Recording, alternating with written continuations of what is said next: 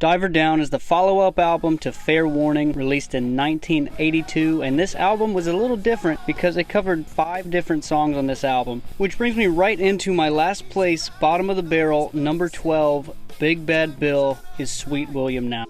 Big Bad Bill is Sweet William Now. And I'm all for genre bending. I'm all for new styles. I'm all for Van Halen doing their covers, but this one had no Van Halen flair or touch to it at all. It was just a regular cover that could have been done by any band, in my opinion. They didn't have anything special they brought to it, and it was just sort of a boring song. And honestly, it reminded me of the Monsters, Inc. theme. When it first started kicking off, immediate Monsters, Inc. vibes. Number 11, Happy Trail.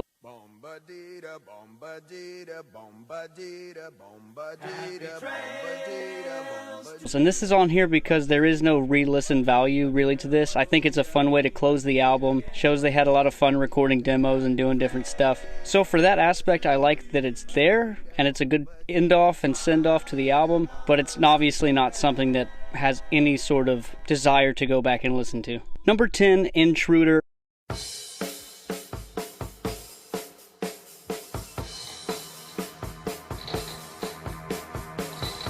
And I know this is an intro to a song, and there's a couple intros that are separate tracks on this, at least at the track listing I used, so I did keep them separate. So with Intruder, it's fine in the context of the album. If you're listening to it all the way through, it fits well, but just as a separate track, it's just an instrumental. And obviously that's going to dock it down below a lot of stuff, but it flows well when you listen to the album as a whole. And to continue on with that, number 9, Cathedral.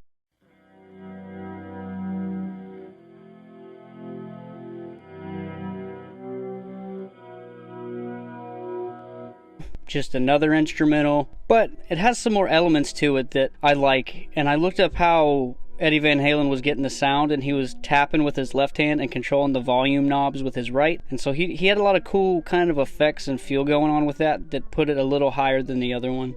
Number 8, Hang 'Em High.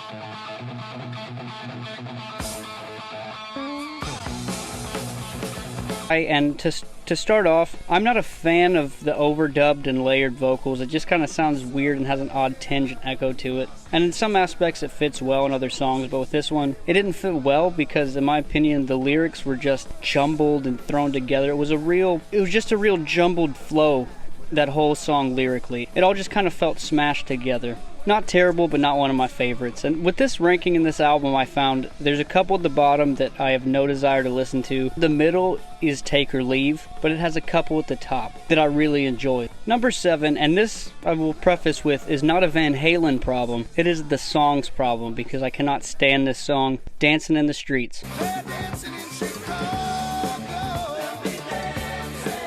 Again, I think Van Halen probably does it the best, but I cannot stand this song. So that's just already a downer for them. It's an annoying song. Any version you listen to, or any version I listen to, I can't stand. So they were fighting an uphill battle with this one for me personally. Number 6 is Little Guitars, and not the intro, the song Little Guitars.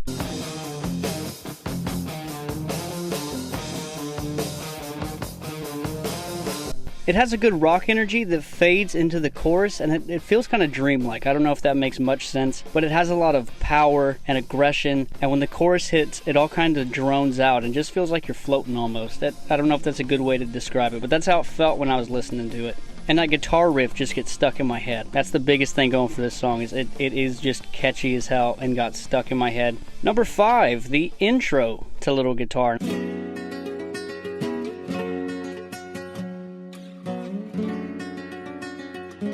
I know that's probably odd to put the intro that's an instrumental above the song, but I'm a sucker for flamenco guitar sounds. I think it's great, especially throwing it in there. It's just a fun vibe. There's even a band that I like that's more modern called Upon a Burning Body, and they had a deathcore album. It was a very heavy album, but in the middle of it, they had that style of guitar, and that was one of the first times I heard it. It was a 2-minute intro of that kind of vibe, and I really loved it. So to hear it tossed in on this one, I was really happy with it. Number 4 is Secrets.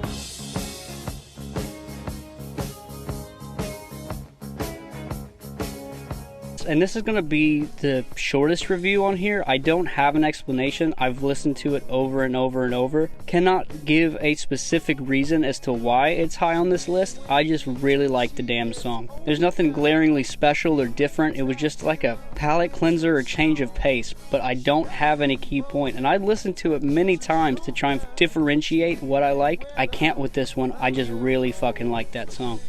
And now we're hitting the top 3, and this is an album that the bottom songs I have no desire to listen to. Up through the middle, give or take, anything from number 8 to number 4, take or leave. I can hear them if they're on. I'm not really going to go looking for them, but this top 3 is very solid. And coming in at number 3 is the intro to the album, Where Have All the Good Times Gone?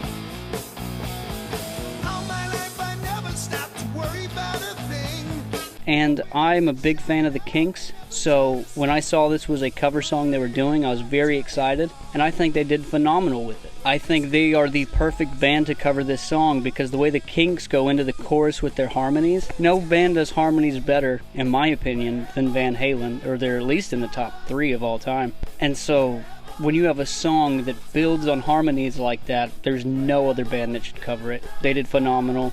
Good opening to the album. Huge fan.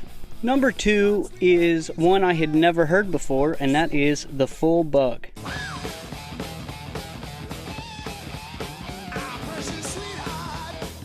I think it is just a perfect mix of the acoustic style Van Halen I like and the party rock hard edge Van Halen that I like merged together perfectly in this song. The drums had a very Hot for Teacher-esque feel to it, just that same kind of thudding sound. I had never even heard the title of this one, and that's why I like doing these album reviews and why I started it, because I started with Kiss, and there were songs on albums that I'd never heard of before. I was a big fan, but I never went deep diving. Then you find some low-key, deep tracks in these albums that you think are better than the hits, and this is one that is lost in the shuffle of Van Halen that I think is a phenomenal mix of what they can do. But the hit off this album is the number 1 on this album for me, and that is Pretty Woman.